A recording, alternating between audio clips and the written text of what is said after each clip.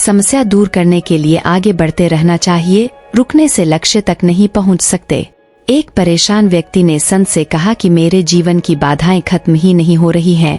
संत उसे एक नदी किनारे ले गए और किनारे पर खड़े होकर कहा कि जब ये नदी सूखेगी तब हम आगे बढ़ेंगे।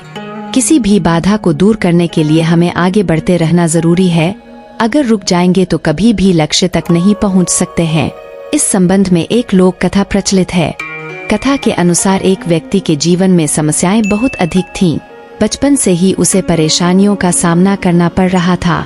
पिता का देहांत हो चुका था और बचपन में ही माता भाई बहनों के पालन पोषण की जिम्मेदारी उसके ऊपर आ गई थी। बड़े होने पर व्यक्ति का विवाह हुआ, लेकिन शादी के बाद उसकी समस्याएं और अधिक बढ़ गईं। उसके जीवन में एक परेशानी खत्म होती तो दूसरी आ जाती थी। एक दिन वह प्रसिद्ध संत के पास गया। व्यक्ति ने संत से कहा कि मुझे अपना शिष्य बना लें, मैं परेशान हो गया हूँ, बहुत दुखी हूँ। संत ने कहा कि ठीक, तुम मेरे शिष्य बन जाओ। मुझे बताओ क्या परेशानी है।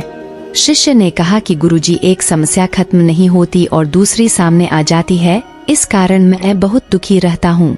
किसी भी काम में सफलता नहीं मिल पाती है। गुरु ने कहा कि ठीक है, मैं तुम्हारी समस्याओं का हल बता दूंगा, अभी तुम मेरे साथ चलो। गुरु ने शिष्य को लेकर नदी किनारे गए। किनारे पर पहुंचकर गुरु ने कहा कि हमें ये नदी पार करनी है।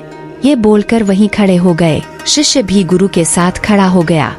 कुछ देर बाद शिष्य ने कहा कि गुरुदेव, हमें नदी पार करनी है, तो हम यहाँ क्यों खड़े हैं। गुरु ने जवाब दिया कि हम इस नदी के सूखने का इंतजार कर रहे हैं। जब ये सूखेगी हम इसे आसानी से पार कर लेंगे। शिष्य को आश्चर्य हुआ। वह बोला, गुरुजी, ये कैसी बात कर रहे हैं। नदी का पानी कैसे और कब सूखेगा।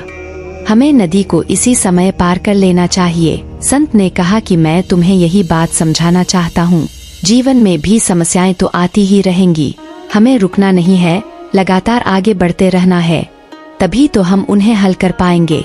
आगे बढ़ते रहेंगे तो समस्याओं के हल मिलते जाएंगे। अगर रुक जाएंगे तो एक भी बाधा पार नहीं हो पाएगी। शिष्य को गुरु की बात समझ आ गई और उस दिन के बाद उसकी सोच बदल गई।